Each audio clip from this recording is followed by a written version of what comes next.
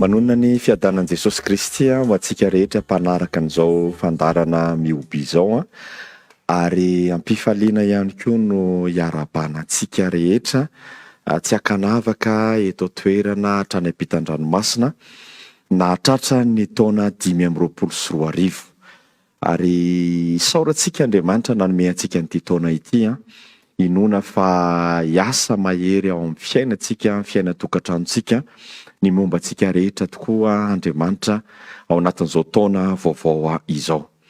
Dia tsika hivavaka raha asaiko manokana ianao dia andeha hivavaka tsika ary andray ny ten'Andriamanitra izay omeny tompo antsika ahafahantsika miatrika sy manomboka ity taona vaovao ity. Hivavaka isika. Raha eo mankasitraka izay amin'ny anaran'i Jesosy dia hisaotranao be dia be izay satria tafiditra soamantsara ao anatin'izao 524 izao ny angatanay dia ny teninao no aoka hidiranay hamakivaky an'ity taona vaovao ity satria tsisy tompony rehefa aveo izahay. Dia mitenena araka ny fombanao misaotra indrindra Tompo, misaotra Jesosy Kristy Tompo, makasitraka sady fanahy masina. Alleluia. Amen. Eny ary havana malala ny taona ny vaovao. Tena fahasoavana izany hoe mahazo taona vaovao izany. Fanontaniana mila petraka mandrakariva dia hoe iza moa isika no omen'Andriamanitra nyity tombonandro tombotaona ity. Dia mety eritreritrisika hoe satria ny hevitra ny fahasalamako, ny fitandrona ny fahasalamako dia nahazo tombotaona. Niezaka be tamin'ny asa dia nahazo tombotaona. Mbola tanora lalandava dia nahazo tombotaona. Dia mety manana zavatra tany saina be dia be isika. Fa te hilaza amin'ny anaran'i Jesosy anefa androany. Ho antsika rehetra miditra ao anatin'izao 524 izao, noho ny fahasoavan'Andriamanitra, noho ny famindram-pony, tsisy avy amiko, tsisy avy aminao, no ahafahantsika miditra ao anatin'izao taona vaovao izao. Noho izany arabaina na hatratra ny taona. Ary alohan'ny amakiana teny soratra masina dia tsara ihany ny mametraka antsika hoe, mametraka an'izao fanamarian'izao hoe rehefa mifampirary soa isika dia tsara ihany mametraka an'izany tsy ny taona no mitondra fitahiana. Ny taona tompoko dia 424 mivadika 524 zay. Fa Andriamanitra tafiditra eo amin'ny fiainako, eo amin'ny fiainanao, ny fiandrianany mahazo toerana eo amin'ny fiainantsika, ny fankatoavantsika ny tenin'Andriamanitra, ny fandehanantsika araka ny sitrapon'Andriamanitra, ny safidintsika apiditra azy hanjaka tokana eo amin'ny fiainantsika no mitondra fitahiana, no mitondra fahasoavana eo amin'ny fiainantsika. Dia tsika ndray ten'Andriamanitra androany ary. Malakia 2:15. Dia hoy ny voasoratra amin'ny anaran'i Jesosy. Ny fanekeko taminy dia fiainana sy fiadanana. Averiko ihany amin'ny anaran'i Jesosy. Ny fanekeko taminy dia fiainana sy fiadanana. Andriamanitra ry havana dia manana fanekena nataony tamin'ny olony. Ary rehefa Andriamanitra manao fanekena, ny natioran'Andriamanitra dia izao, ny fanekeny dia tsy misy ovana. Mahatoky izy amin'ny fanekeny. Tsy mivadibadika izy amin'ny fanekeny. Tsy miovaova Andriamanitra rehefa manao fanekena. Andriamanitra dia tsy mba olona ka handainga. Fa izy rehefa milaza dia toavina izany. Raha ity bokin'ny Malakia ity dia nanao fanekena tamin'ny olona izy, tamin'ny zanak'Israely, tamin'ny firenena voafidiny.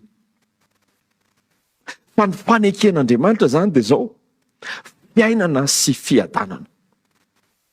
Tsy manana zavatra hafa ankoatran'izay Andriamanitra ho an'ny olona.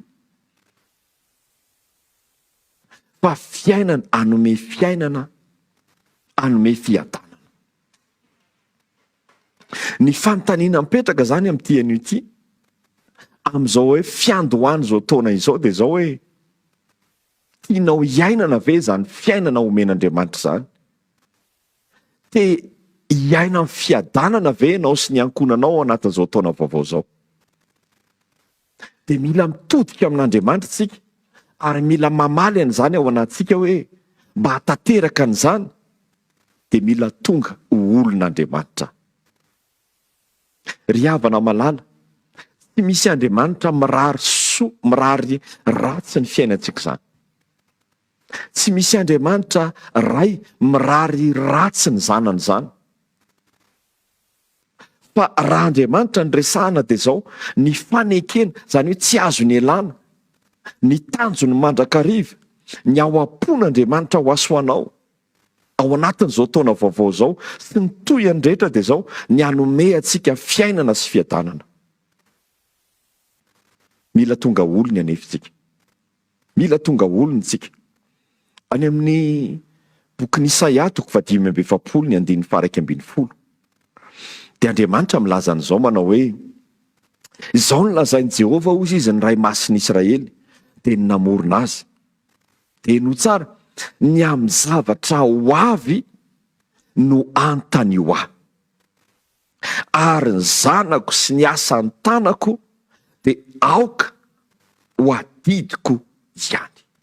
Mety teny efa fandrehantsika zany, fa za ilaza amin'ny anaran'i Jesosy, raha omeny tompo tombonandrotsika, tombotaontsika amin'ity 5:24 ity, dia azon'Andriamanitra ho taterahana amintsika zany ao anatin'izao taona vaovao zao. Fa hoy izy hoe ny amin'ny zavatra ho avy no anontany ho ahy. Ry havana, tsisy tompony rehefa avy eo anie isika, tsisy tompony apitso anie isika. Ary miara resy lahatra amiko ianao ngamba ny manaraka an'izao toriteny izao androany, fa ny zavatra hitranga amin'ity 2025 ity ne dia tsisy mahafantatra na iza na izy. Inona zavatra hitranga eo amin'ny tokantrano misy atsika? Inona zavatra hitranga eto amin'ny firenena misy atsika? Inona zavatra hitranga eo amin'ny tenanao manokana, amin'ny asanao, amin'ny fahasalamanao, amin'ny ankonanao, amin'ny fiainam-pitiavanao, amin'ny fiaina-tokantranonao? Tsisy tompony rehefa avy eo itsika, tsisy mahafantatra an'izany. Ary zany nitodihana amin'Andriamanitra, fa izy dia milaza ny amin'ny zavatra ho avy no anontany ho ahy. Ry havana, tsy misy azo antoka indrindra afa-tsy ny mitodika amin'Andriamanitra. Apetrao amin'ny tompony fiainanao, apetrao amin'ny Jesosy Kristy, raiso ho fiandriananao izy, raiso ho mpanapaka anao izy, raiso ho mpanjaka anao izy. Ary indrindra dia hoy izy eto hoe hamarana an'izao hafatra izao, ny zanako, hitanao fa mila tonga zanaka tsika, ny ahafahana ho tonga zanaka dia zao mandray an'i Jesosy. Mandray an'i Jesosy. Aza mitoky amin'ny zavatra hitany masonao, aza mitoky amin'ny zavatra eo am-pelantananao, aza mitoky amin'ny zavatra everinao fa efa milamina sy mirindra.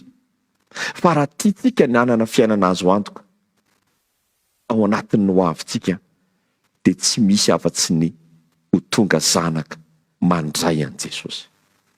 Androany hamafisy ny toeran'i Jesosy rehefa manana an'i Jesosy ianao. Androany ampandrosoa izy raha mbola tsy manana an'i Jesosy ianao. Fa zany ny sécurité ho antsika, Jesosy aty anatintsika, tsy misy afa-tsy izay. Hoy izy hoe amarana anazy, ny zanako, ny asan'ny tanako, zany hoe ny zavatra ataon'Andriamanitra rehetra dia ny tanjony ny ananantsika fiainana sy fiadanana.